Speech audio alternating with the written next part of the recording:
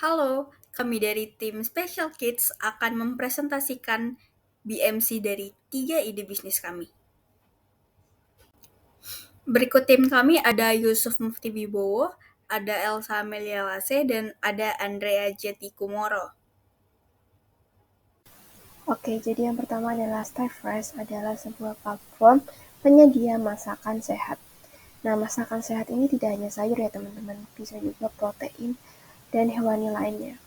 Pertama, ada value proposition. Nah, jadi value proposition-nya ini itu untuk mendapatkan kualitas sayuran yang segar sesuai dengan pesanan pelanggan. Lalu ada garansi tentang jaminan barang karena ada juga mungkin sayuran atau produk hewani protein yang kurang fresh itu bisa ada garansi. Lalu kemudahan untuk mendapatkan barang. Jadi bagaimana konsumen untuk mengakses dan mendapatkan barang itu sangat mudah. Yang kedua ada customer segment. Customer segment sendiri ini adalah untuk orang yang ingin membuat hidup sehat, mereka ingin memasak masakan yang sehat. Lalu yang kedua adalah orang yang tidak mempunyai banyak waktu untuk belanja ke pasar atau supermarket. Nah, Starbucks ini hadir agar orang yang tidak mempunyai banyak waktu ini bisa langsung untuk masak dan mendapatkan pesanan. Dan yang ketiga adalah orang yang tidak memiliki kulkas karena beberapa banyak produk itu harus dibeli secara banyak, tidak bisa hanya sedikit, lalu itu harus masuk ke kulkas, dan tidak semua orang mempunyai kulkas. Jadi, Cypress adalah pilihan tepat untuk membeli bahan ini. Nah, lalu yang ketiga adalah di channel. Jadi channelnya itu kita bisa memasarkan lewat sosial media, yaitu di TikTok dan juga Instagram. Lalu bisa juga kita mengikuti pameran, banyak pameran UMKM yang bisa kita datangi untuk memasarkan produk Skyfresh ini. Lalu ketiga ada e-commerce seperti Shopee, Tokopedia, lalu TikTok Shop juga sebuah selling yang bagus untuk di zaman sekarang. Lalu yang selanjutnya adalah dari mulut ke mulut. Obrolan orang itu kadang bisa ngalor ngidul atau kesana kemari, jadi bisa juga stay fresh dipasarkan lewat obrolan orang. Lalu ada customer relationship. Customer relationship ini bagaimana cara stay fresh untuk berkomunikasi dengan pelanggannya. Dimulai dari pelayanan respon yang cepat tanggap.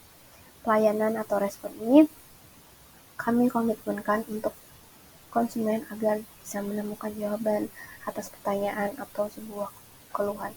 Lalu ada juga promo dan diskon. Kami akan menyediakan promo dan diskon untuk konsumen kami. Dan yang ketiga adalah komunitas terkait. Komunitas untuk pecinta hidup sehat, komunitas suka memasak, dan komunitas yang berkaitan dengan Stay Fresh ini. Lalu ada juga key activities.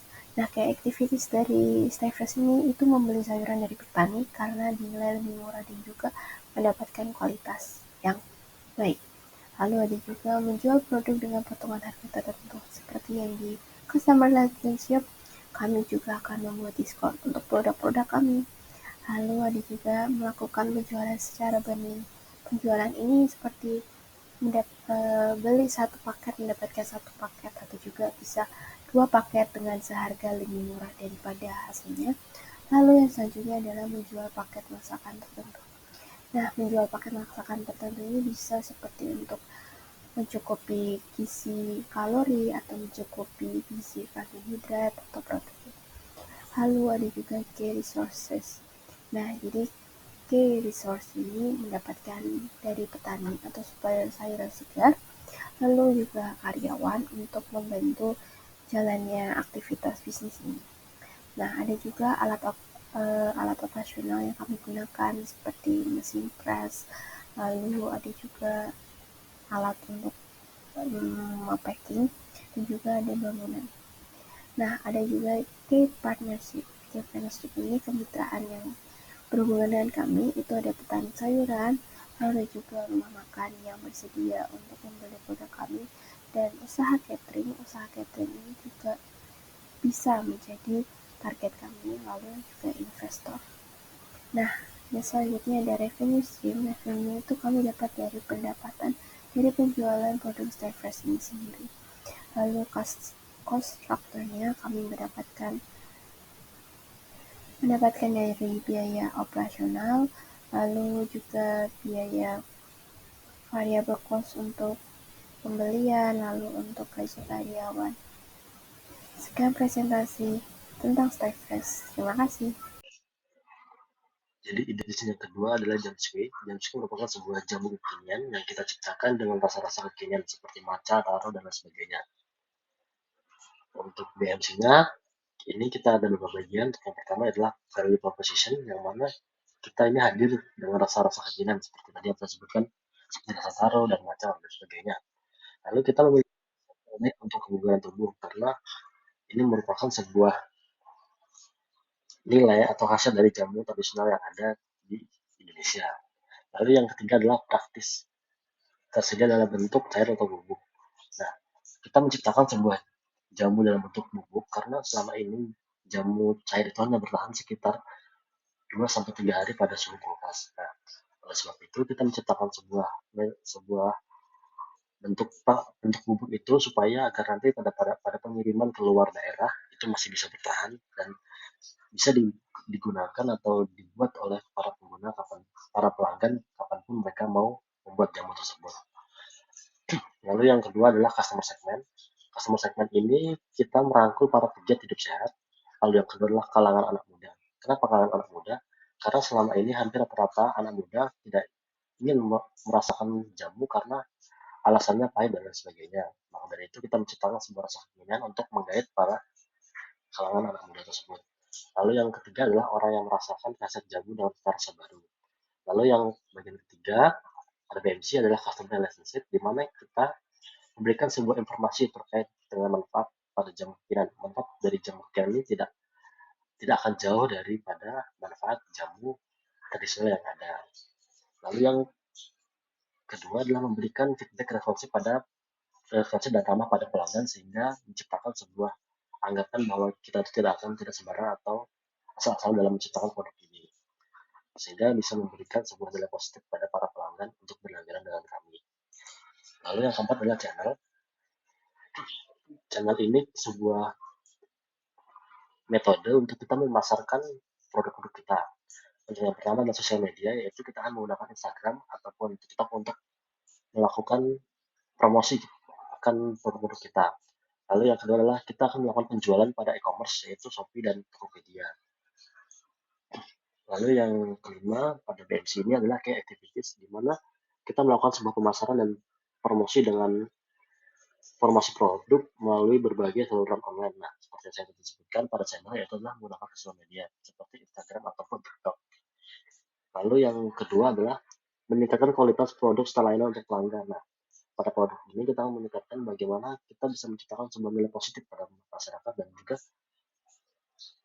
dan juga pada produk kita untuk tidak meninggalkan kesan tradisional, dan juga dengan kita menciptakan rasa baru kita juga tidak memberikan sebuah masalah baru pada produk kita.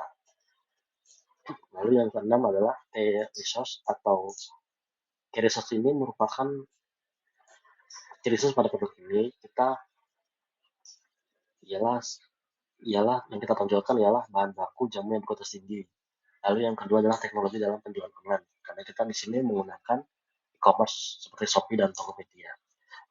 Lalu key partners atau partner kita dalam produk ini yang pertama adalah petani dan pedagang bahan baku jamu. Dalam pemilihan ini kita juga akan selektif bagaimana kita bisa memberikan produk ini sesuai dengan kita harapkan, maka kita akan menseleksinya dengan produk-produk yang berkualitas tinggi. Lalu jasa ekspedisi, karena kita di sini menggayat e-commerce, maka kita juga perlu jasa ekspedisi. Lalu investor untuk pendanaan atau bantuan pendanaan untuk produk kita. Lalu yang terakhir influencer. Influencer ini berguna untuk promosi kita di sosial media sehingga bisa menggait para anak-anak muda terutama untuk bisa mencoba jamu ini. Nah, lalu ketiga adalah cost struktur.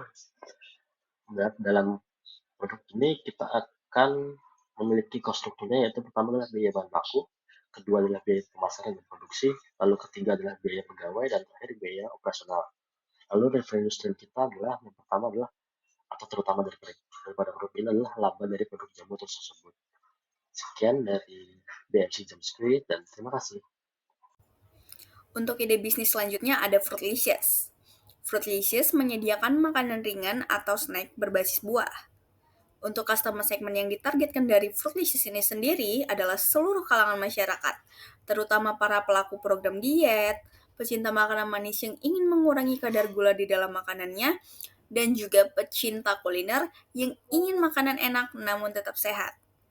Kemudian value proposition yang ditawarkan dari Fruitlicious ini sendiri yaitu menyediakan makanan sehat dengan wujud makanan yang umum digemari, seperti donat, puding, keripik, dan lain-lain.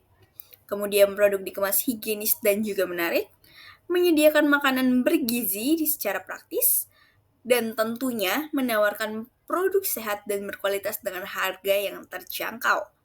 Kemudian untuk channels yang digunakan dari Fruitlicious ini sendiri, yang pertama adalah social media marketing.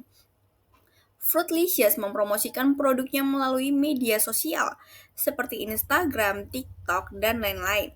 Kemudian untuk metode penjualan dari Fruitlicious ini sendiri, yaitu dilakukan dengan aplikasi online seperti GoFood, GrabFood, dan juga Shopee Food.